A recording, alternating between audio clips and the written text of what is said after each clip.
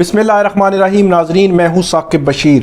ناظرین آج اسلام آباد ہائی کورٹ کے ایک فیصلے کے تناظر میں ایک انٹرویو میں آپ کو سنانے جا رہا ہوں. بنیادی طور پر EOBI پینشنر کے حوالے سے ان کو بڑا ریلیف ملا ہے. EOBI پینشنر کارخانے، فیکٹریاں، رفائی ادارے، پرائیویٹ سکول، ڈپارٹمنٹل سٹور، تجارتی اور سیکیورٹی کمپنیاں، اس جیسے جتنے بھی ادارے ہیں ان سے متعلق یہ فیصلہ ہے.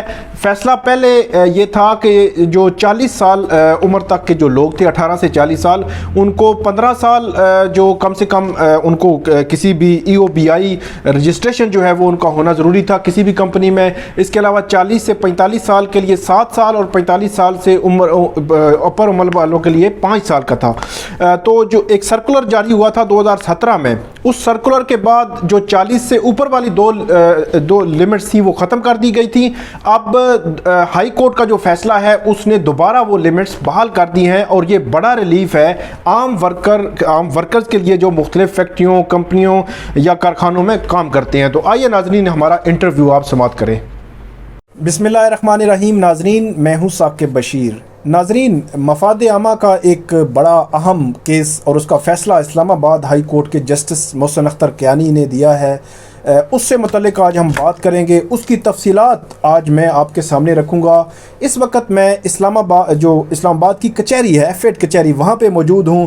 راجہ محمد رفیق جنجوعہ ایڈوکیٹ ہیں، سینئر ہیں، اور جو EOBI کا کیس تھا اس میں جو پینشنرز ہیں ہزاروں کی تعداد میں، یہ بتایا جاتا ہے کہ اس فیصلے سے ہزاروں کی تعداد میں لوگوں کا فائدہ ہوگا، ان پینشنرز کا فائدہ ہوگا. اور اس کیس میں جو عدالت میں جو پیروی ہو رہی تھی، راجہ رفیق جنجوعہ صاحب نے اس کیس کو بڑے زبردست انداز میں عدالت کے سامنے پیش کیا. اس کے بعد یہ مفاد عامہ کا بہت بڑا فیصلہ آیا اور اس کا بڑا امپیکٹ ہوگا. اس سے متعلق ہم جو ہے وہ بات کریں گے. ججمنٹ میرے سامنے موجود ہے. رفیق جنجوعہ صاحب نے یہاں پہ بکس ہیں جن کے حوالے جو ہے ساری چیزیں ہم نے ڈسکس کی ہیں. اس کا جو لب لباب ہے وہ میں آپ کے سامنے رکھوں گا. جنجوعہ صاحب بہت شکریہ آپ کا، آپ نے ہمیں وقت دیا. پہلے تو مجھے یہ بتائیں کہ یہ EOBI کا بنیادی طور پہ معاملہ کیا تھا، مطلب کیوں ہائی کورٹ میں یہ معاملہ گیا، پھر اگلے سٹیپ پہ ہم بات کریں گے کہ ہائی کورٹ نے فیصلہ کیا دیا ہے. یہ جی ایسے ہوا ہے کہ فائنانس ایکٹ 2007-2008 یہ امینڈمنٹ ڈالنا چاہتے تھے. سیکشن 22 آف EOBI ایکٹ 1976 یہ بینیفٹ کا ہے. بینیفٹ مین EOBI پینشن کے بارے میں یہ سیکشن ہے. اور اس کو جو ایکٹ تھا، اس ایکٹ کو انہوں نے انکارپوریٹ کرنے کی کوشش کی تھی کہ جو 18 سے 40 تک جو ہیں وہ 15 سال پورے کرتے تھے. دوسری کیٹیگری اس میں تھی سیکشن 22 کے اندر EOBI ایکٹ 1976 میں کہ 40 سے 45 سال کی عمر میں جو ہے وہ 7 سال کنٹریبیوشن کرنے کے بعد 60 سال پہ اپلائی کرتے تھے اور عورت 55 ایئر پہ کرتی تھی. اس کے بعد جو سیکشن میں تیسری کیٹیگری کا ذکر ہے 22 میں کہ 45 سے اوپر جو EOBI میں رجسٹرڈ ہوں گے، انشوریبل امپلائمنٹ کریں گے، وہ جو ہے 60 پہ اپلائی کریں گے، عورت 55 پہ کرے گی. تو یہ جو کنسیشنری کلاز والی سیکشن تھی جو 40 سے 45 سال اور 45 کے بعد والوں کو رائٹ کو انہوں نے ختم کرنے کی کوشش کی کہ سارے جو ہیں وہ 15 سال پوری سروس کریں گے. حالانکہ ہوا یہ کہ یہ آپ یہ کہہ رہے ہیں کہ 3 کیٹیگریز ہیں. ناظرین میں آپ کو تھوڑا سا بتا دیتا ہوں.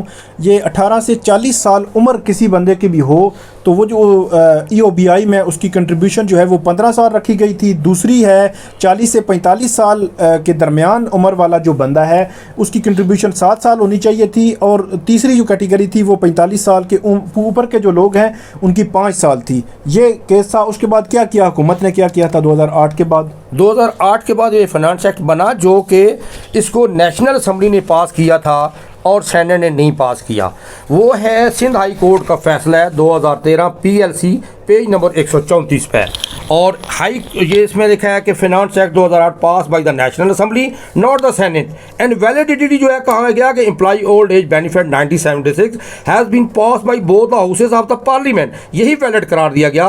اور اس کے آخر میں high court declare the amendment brought in the employee old age benefit 1976 through the finance act 2008 without lawful authority and know legal effect in circumstances. Then they went to the supreme court of Pakistan. اور supreme court جو 2 categories ہیں 40 سے 45 اور 45 سے اوپر والی، ان دونوں کے حوالے سے جو فنانس ایکٹ میں کہا گیا تھا وہ سندھ ہائی کورٹ نے پہلے اس کو اللیگل کہا. جی اللیگل کرا. EOBI جو ہے سپریم کورٹ چلی گئی, اور سپریم کورٹ میں ان کے خلاف فیصلہ آیا. ہاں, سپریم کورٹ آف پاکستان نے بھی ان کے خلاف فیصلہ دیا ہے, اور وہ ہے PLD 2017 supreme court page number 28 پہ. اور ریویو میں بھی وہ گئے, ریویو میں پھر انہوں نے 3 ریویو لگائے تھے, ٹھیک ہے, اور وہ تینوں ریویو ناٹ ایڈمیٹڈ, ناٹ ہی ان میں اسٹے گرانٹ ہوا, وہ اپنی موت آپ ہی مار گئے. اور اس کے بعد ناظرین یہ ہوا کہ یہ سرکلر EOBI نے ایک جاری کیا 2017 میں, جب ان کو سپریم کورٹ سے بھی ریلیف نہیں ملا. سرکلر جاری کرنے میں ایک شارٹلی مجھے بتا دیں کہ انہوں نے وجہ کیا لکھی کہ فنڈز ختم ہو گئے EOBI کے پاس. جی وہ میں پڑھ کے سنا دیتا ہوں کہ یہ جو پیراگراف نمبر 1 ہے, اس کا جو دوسرا پیرا ہے, دا EOBI fund is fast depleting due to the legal lacuna, post deviation, litigation and increasing the liability of enhanced benefit. The last actuarial evaluation of the fund up to 30/6/2012 carried out in 2015 has revealed that the EOBI fund shall start depleting in 2023. یہ ختم ہونے کو جو پہنچ جائے گا, and be exhausted in 2020. یہ مطلب reason تھی جس وجہ سے EOBI نے یہ کہا کہ یہ 40 سے جو 2 قسم کی کیٹیگریز تھیں ان کو ایکسکلوڈ کر دیا, 40 سے 45 سال اور 45 سے اوپر والے جو 2 قسم کی کیٹیگریز تھیں ان کو ایکسکلوڈ کر دیا گیا اس سرکولر کی روشنی میں. اس کے بعد ناظرین یہ کیس آتا ہے اسلام آباد ہائی کورٹ میں. اس میں جو دلائل ہوتے ہیں اس کیس کی پیروی جو جنجوعہ صاحب نے کی. اب جنجوعہ صاحب یہ بتائیں کہ اسلام آباد ہائی کورٹ نے یہ جو سرکلر جو ہے اس کو سیٹ اسائڈ کر دیا ہے, اس کو کالعدم قرار دے دیا ہے, تو اس سے بینیفیشری کون سے لوگ ہوں گے؟ جی یہ اس میں بینیفیشری وہ لوگ ہوں گے جن کی پینشنیں جو ہیں وہ 40 سے 45 سال کی ایج میں رجسٹرڈ ہونے والوں کو روک دیا گیا تھا, اور 45 سے 7 سال کنٹریبیوشن پہ, اور 45 سال کی عمر کے بعد 5 سال کنٹریبیوشن پہ ان کو پینشن کے رائٹ ملتے چلے آئے تھے, 2016 تک دیتے آئے ہیں. لیکن جب انہوں نے یہ سرکولر لے کے آئے 03/2017 ڈیٹڈ 2 اگست 2017, تو انہوں نے سٹاپ کر دیا تھا, اور یہ اس سرکولر میں کہا کہ اگر امپلائر جب رجسٹرڈ ہوتا ہے EOBI کے ساتھ, اور ساتھ انشوربل پرسن بھی ہوتا ہے اسی ڈیٹ کو, سیم ڈیٹ کو, تو پھر اس وقت اس کی عمر 40 اور 45 اس کو رائٹ دیا جائے.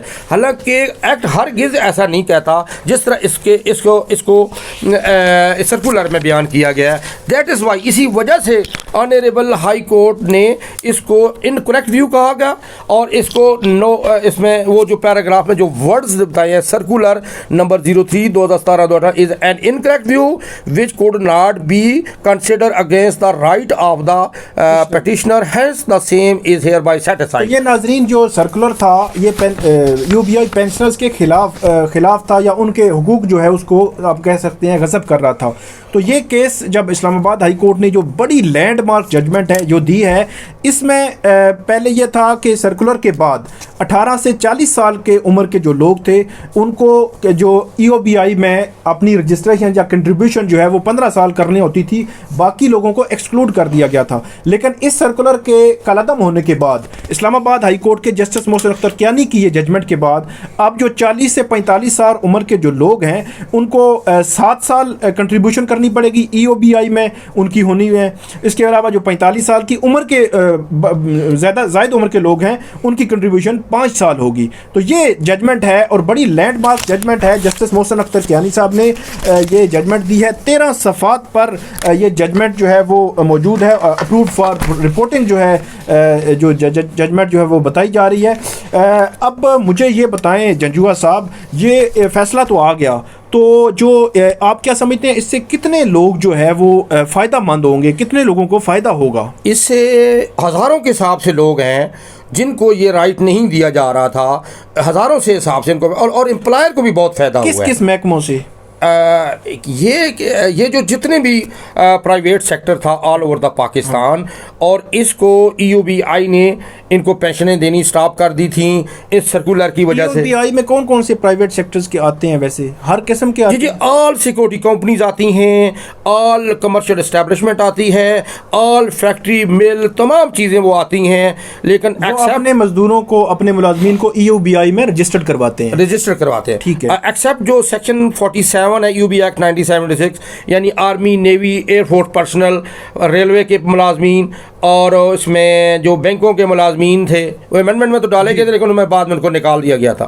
تو اس طرح جو ایسے دوسرے ادارے تھے وہ EOBI میں رجسٹرڈ نہیں, کیونکہ ان کو ہم سیلف ادھر اس کو ادارے کی طرف سے پینشن مل رہی تھی. یہ صرف پینشن جو ہے یہ پرائیویٹ سیکٹر میں مزدوروں کا یہ رائٹ تھا اور مزدوروں کا رائٹ آنریبل کورٹ نے بحال کر دیا ہے. جی ناظرین, یہ آج کا ہمارا ویلاگ تھا. راجہ رفیق جنجوعہ صاحب ایڈوکیٹ نے, انہوں نے بڑا ہی تھرولی ہمیں بتایا اور بڑا آسان الفاظ میں بتایا یہ کیس کہ کیا ہے اور اس کے بینیفیشری کون لوگ ہیں اور کون سے جو مزدور طبقہ ہے, عام لوگ ہیں, وہ اس کے بینیفیشری ہیں. اور بڑا ہی اہمیت کا حامل یہ کیس ہے.